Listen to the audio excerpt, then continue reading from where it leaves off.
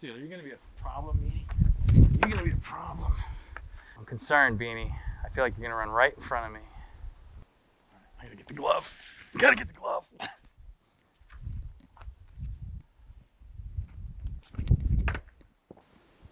Get it, Beanie. Oh.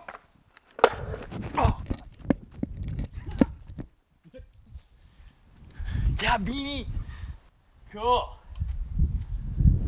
Last time I did that, I went sliding, Supermaning across the world. This is what happens when you just keep doing project after project, and you only bring things in this far. It's my collection of concrete. Something odd to collect. This is from the nude bowl. My buddy Rod helped dig it out, brought it to me. This is from Skate Faye, Channel Street. This is my Burnside chunk.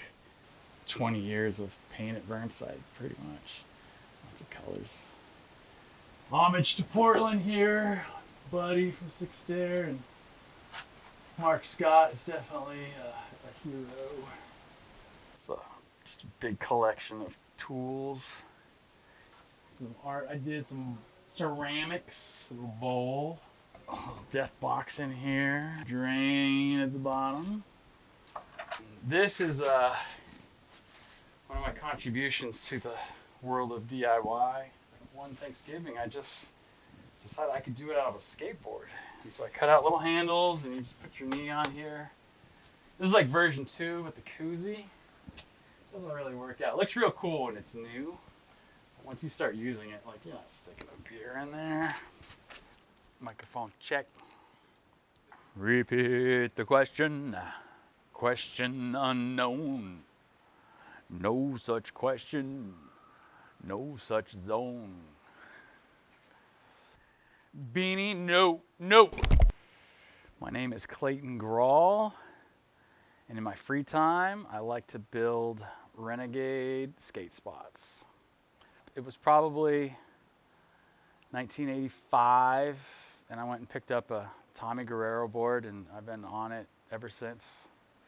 I come from Portland, and you would think, oh, Burnside, he's all about it, but I saw Burnside go in, and I was down there, and I skated it, but it didn't light the fire for me. I needed something smaller to really start it up, and there was a spot just inland of Venice a ways called Old Star, and you could see like that somebody put it in, and there was tool marks and hand marks, and the ground was gritty, and I could see like bags stuffed in the corner and backfill for the future, and it really clicked that, oh, these guys are building this by hand, and that's what really kind of lit the first fire. But I wasn't too concerned because the spot was there, and it wasn't until I took a friend and the spot was gone that I was like, oh shit, we don't have this thing anymore.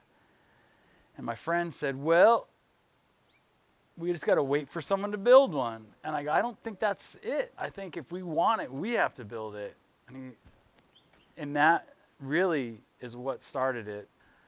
I do have a day job, like I was saying earlier. This is the hobby. This is the hobby, moving concrete. It's fucking heavy. I do computer graphics, motion graphics, editing. Do a lot of art, drawing. So it all kind of, the graphic design just all kind of fell into that. No, I've never had any concrete experience. Nothing even close. No, I was just really lucky to be invited out to Arizona to my buddy Gobert's house when they were pouring concrete, and I just really paid attention. And so then when I started learning from actually doing it, I started sharing what I was learning, and I started this skate DIY thing, and I was just sharing things that I had learned. People really took to it. You start sharing the knowledge, and people are willing to share back, and for the most part, 98% positive. It's really been a good thing. I think it's all been from this house. 8 years max. I've been doing it 8 years, I'd say. I like to build with the Urban Skate Project, which is my project. The Urban Skate Project is a volunteer group of guys who go around trying to make the city a better place to skate and be clean up bad areas. I took in an apprentice, actually. I don't really consider myself a master of concrete, but I showed the guy what I knew. His name is Harash, and he's been a huge help. And then he's got a group of friends from North Hollywood, Jack and Alex. And there's people kind of come together from all over. Long Beach and Lawrence drives in from almost Orange County. But yeah, anyone who's down, I build with. I spent a lot of time looking like for the perfect place to put a pour. That's the hardest thing ever. And I would find a real cool spot, and then on Sunday I'd find it, and Monday it was somebody's parking spot. One day I realized I could pour in the backyard and then rent a truck and get 20 guys together, and we could lift whatever I make and put it in the ground. And then I hit a point where I kind of just said, fuck it. And I put things on Melrose because there's nothing to skate around me. We got the local skate shop, and that's it. So some of it stays almost a year, some of it stays a day or less, some is weeks. I actually had a really nice spot on Melrose. I put 3 different things there, and the city finally turned it into a bus stop. They filled in the dirt patch, and now it's all concrete, and it's a nice bus stop for people. It doesn't get too sketchy. It's really good vibes for the most part. People either get it and they're all excited, like, oh, you're building it's for skateboarding? Oh, that's cool. Some people are like, oh, you're so creative. And then some people ask if we have permits. You know, you have a permit? I think the best line was like, oh yeah, we pulled a permit. And the guy was like, oh, who with? I go, we stood in line downtown for like an hour. I go, hey, Matt. What was the lady's name? We did the permit thing. He's like, I don't fucking know. And I mean, that diffused the whole thing. Like, it was just go along with it. So really, it doesn't get too sketchy. I think it helps that we're doing it on public property. I wouldn't advise like building on someone's private property. Like, oh, there's a fence up and it says do not enter, and you go in there and start building a bowl. That could get sketchy because you never know who's got that property. But keep it within the city limits. Helps a lot.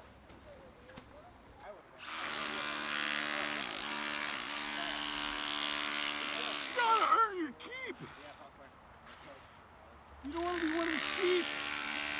What really keeps me going with all these builds is just the community's response. Everyone seems to really appreciate it. I get a lot of thank yous. Just adding to the skate culture. I mean, it's so much bigger than all of us or any one person. And just to see it just becomes a thing. You know, you build something and it's a thing that people go to, and that's inspiring. My family is really supportive. My mother loves it. My wife is supportive. She's the best in the world. I owe her a big one. My daughter thinks it's super cool. She gets the like, that's your dad? That's crazy one. And my dad thinks it's super cool. He's really square. He used to be a highway patrolman.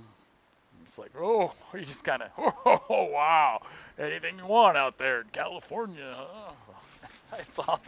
It's been really good. Everyone's really supportive. And then recently, the last couple of years, realized that Urban Skate Project could help out with more like memorial type stuff, things to remember people. There's a kid named Angel, is pretty young. He passed away bombing a hill, and the community was really hurting, and I could just see it all on Instagram, and I was really afraid these kids were going to start taking it out on themselves or each other. They had no way to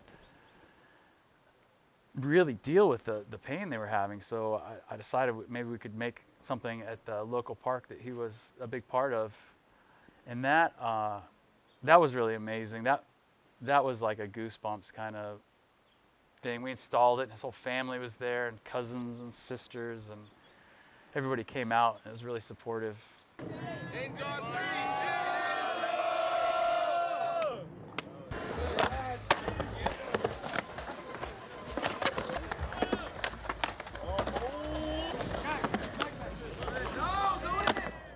Cornside, I'm so glad we have Cornside now.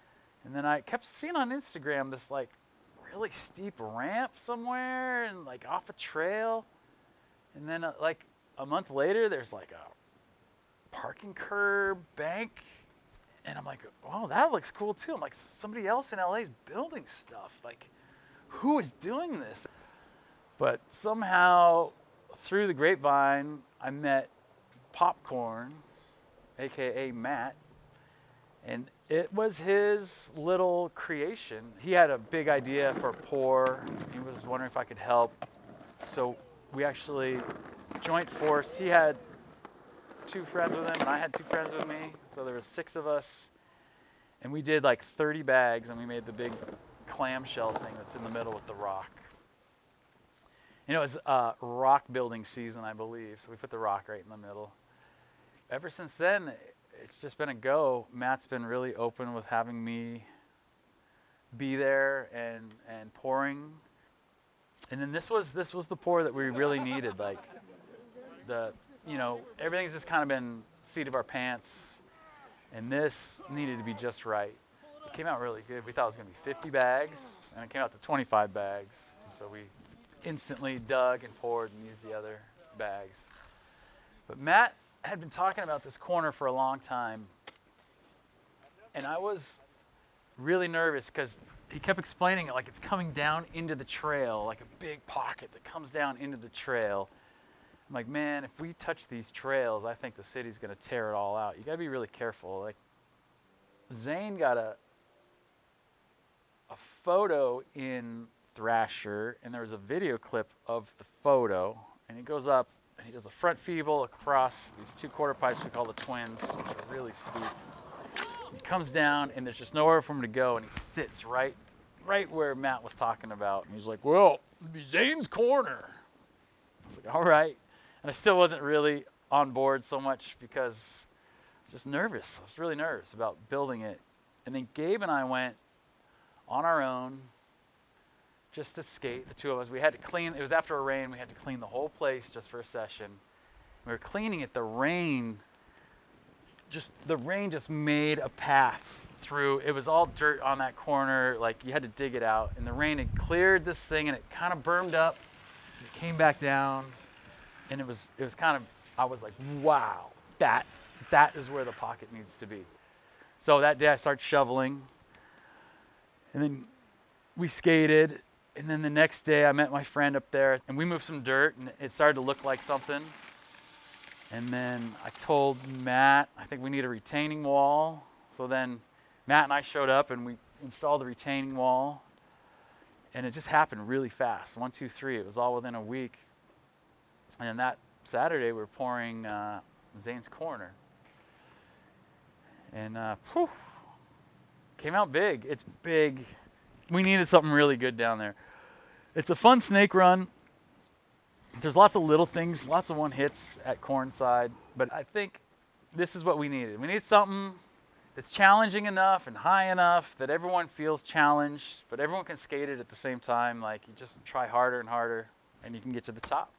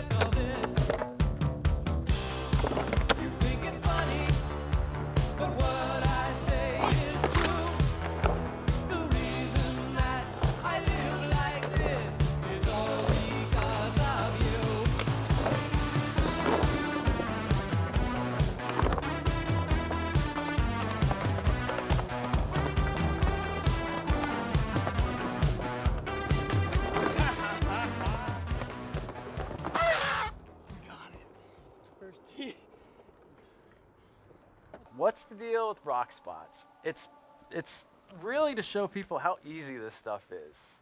If you have a rock, you can literally put a 90-pound bag in front of it and you're skating the next day. I mean, that's a rock spot. It's so easy. And I don't know. I think there's something in cement that is addicting because almost everyone who starts it's like a dark hole that you can't get out of. You just keep mixing more concrete and making more spots and trying to do better and better. I don't even know if that's a question. I don't think I'm going to stop. I don't ever see myself stopping skating or building. We'll see what the body can do. Concrete's really heavy and slamming on it hurts, but we're just going to, I don't know, maybe one day I'll be out there directing. Oh, hey, over here, a little over there on my little crutches. I don't know. Go as long as I can. Go as long as I can.